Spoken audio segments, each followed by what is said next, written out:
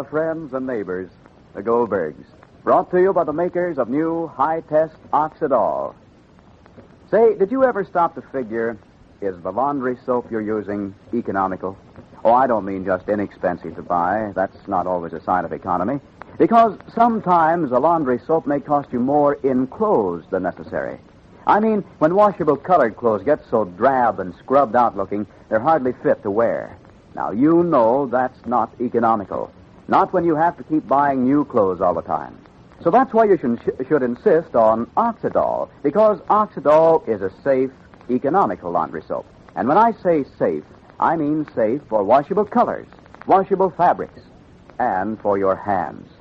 Just to show you how safe Oxidol is, we gave Cotton Prince the equivalent of more than a full year's washing in Oxidol suds without a perceptible sign of wash day fade. And what's more, with Oxidol, you can save your clothes, too. Save them from a lot of that wash day wear and tear that can put them in the rag bag long before their time. Because, you know, there's no hard scrubbing or boiling with Oxidol. No harsh scrub boards to wear your clothes thin. Instead, just an easy 10-minute soaking, a few quick rubs on the dirty spots, a good douse, and a rinse. Why, clothes washed in Oxidol last as much as 2 to 3 times longer from the standpoint of wash day wear and tear than clothes washed with old-style scrub-boil methods. Yes, Oxidol saves your clothes. Thus, you'll find it saves you money, too. So, ladies, for sparkling clean, economical washes, get Oxidol, won't you? And say, Oxidol's selling at the lowest prices in years, right now. And now, the Goldbergs. When a son falls in love, even the best of mothers feels a little jealous. And Molly Goldberg doesn't know whether she's an exception or not.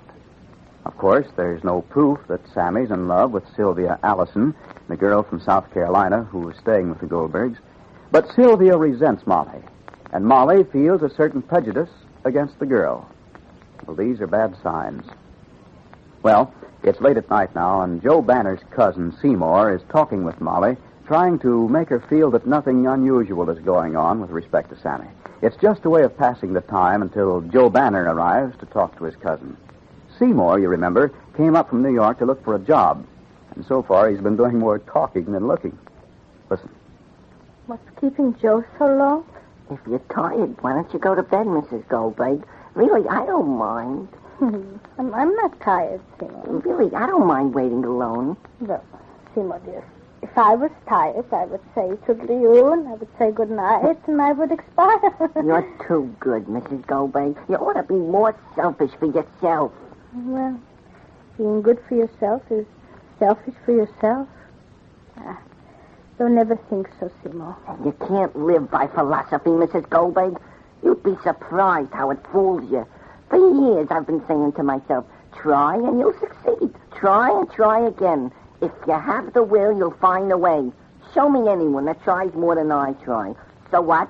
So look at me, sitting here and waiting for a cousin to come over. And mind you, who isn't even in such a hurry to come over and do something for me. Give me a job or find me a job. What's philosophy? It goes deeper. There's deeper reasons for things. It isn't your individual will. Looks like everything's conspired against me. When you don't work, Mrs. Goldberg, you have time to think. I know it's a combination of things that's holding me back. I know it.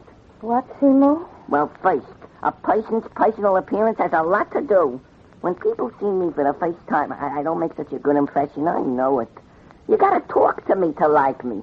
So who's gonna give me a chance to talk when I go in to apply for a job? So that's strike number 1. And strike number 2, I'm not a college man. And it's not my fault, believe me. First, my father didn't believe in it because he didn't go himself. Never mind that my father never made more than $25 a week when he was working. But he always thought he was a model of success. Why, I don't know.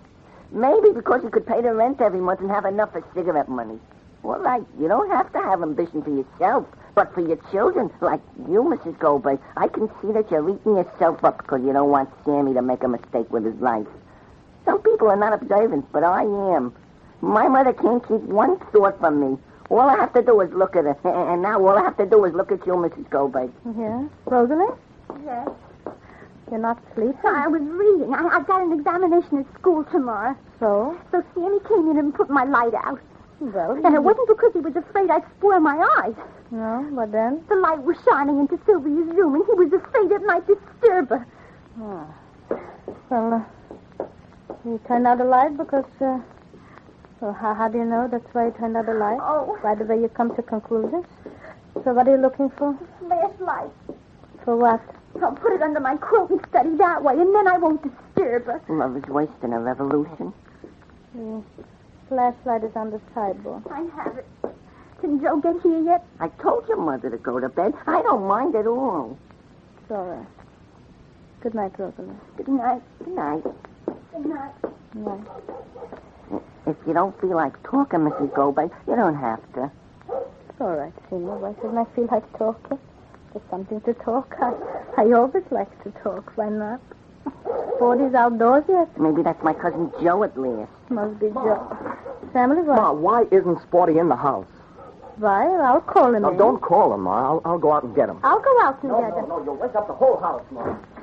Feel it's all my fault. Come on, then, Sporty, and stay. Go ahead. Go, lay down. Lay down. Come here, Sporty. Come here. Go. Good night, Ma. Good night, family. You didn't have that shutter fixed, did you, Ma? No, It bangs back and forth. It's terribly annoying. I'll have it fixed. You want me to remind you? No, I'll remember. All right. Good night, Ma. Good night. I love you. Lay down, Sporty. Go in the corner. Go in the corner. Go. Don't prove. Go in the corner. Lay down. Go. Go. Oh, maybe Joe is coming up the pathway. I only hope that cousin of mine don't hurt my feelings. I'll state my problem and then leave it to him. If he makes an effort, he could find a job for me after what my father did for his father when he was in a position. He'll find you something. He'll find you something. I hope so. Without a searchlight, I'd walk out of the house. Honest. There's no moon, there's no stars out tonight, and did I get lost? Come in, sir. Hello. Well, let me look at you.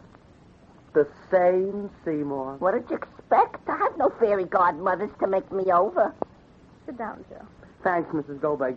What did you come for, Seymour? You want me to speak plain? For a job. So you leave a city of 6 million people and come to a small town like this? Why don't... I didn't come for advice. I came for a job. Seymour, don't be impertinent. We're not so far removed from each other that I can't be impertinent. To your father, my rich uncle, I can't be impertinent. I'm liable to forfeit the inheritance he would leave me. Seymour. All right. We don't have to burden Mrs. Goldberg with this any further. We can discuss it at your house. My house? I'm going to your house, yes. You're living in a cottage with spare rooms. You're not living in a 1.5-room apartment. I wouldn't be crowding you. Our spare room is a nursery, Seymour. So I'll sleep in the nursery. What did my mother do for you when you had your adenoids and tonsils out? Well, we lived on the ground floor, so your mother wouldn't have to run upstairs every hour with ice cream for you, because the doctor said... Listen, Seymour, don't intimidate So me. you're using big weight, so you went to college. Listen, Seymour, I didn't walk a half a mile and leave my wife alone to come here to argue with you. My wife is in no condition to have extra guests. It's very funny. Mrs. Goldberg could have extra guests, people she don't like, and guests that don't like her. A stranger, not a blood relation, and somebody that didn't do anything for them, like my father did for your father when he was in a position. All my life, that's all I ever heard. What my father did for your father when he was in a position. What position, please? What position? That's what I want to know. What position? Did your father ever make more than a living when he was working? Did he ever have more than to keep the wolf away from the door? What position? What $1 million did your father ever make that he had a position? My father was in a position even if he wasn't like the Rothschilds. So he never made more than $25 a week. So he didn't live in a cottage with extra rooms for a nursery. So he never sent his family away in the summer. Sofas and butlers and maids didn't crowd up his 4-room apartment in the Bronx. But let me tell you, Joe, even if you are my cousin, that when my father was making $25 a week, your father was starving. He was married and you was born, and the whole family of which you are so proud to belong to didn't have a crust in the house, let alone butlers and maids. And my father took $5 a week from his 25 and gave it to your father every week. For your father, my father was in a position. Don't forget that. So how many times over did my father repay that? How many times did he pay back that money with interest and bonuses and credits? Did my father ever say no to your father? Did my father ever grudge your family a penny or $1 or $100? Would he grudge your family now? Who's asking for money? Who's asking you for anything except the common courtesy of aiding me in my pursuit for happiness? Did I come here for charity or handouts? Did I? I came in search of a job. You're my cousin by blood. It's not by disposition, and it's up to you, whether you like it or not, to get me a job. You can't insult me and you can't chase me away. I'm here to get a job. All right, so you're here to get a job. Oh. Mrs. Goldberg, did you ever hear any... So get Oxidol. Your dealer has it in a bright orange and blue bullseye box with Oxydol on it. That spells Oxidol, and Oxidol spells dazzling white face washes. And be sure to listen to the next episode, won't you? For another midnight talk of a totally different kind. And now this is Don Hancock saying goodbye for the makers of high-test Oxidol.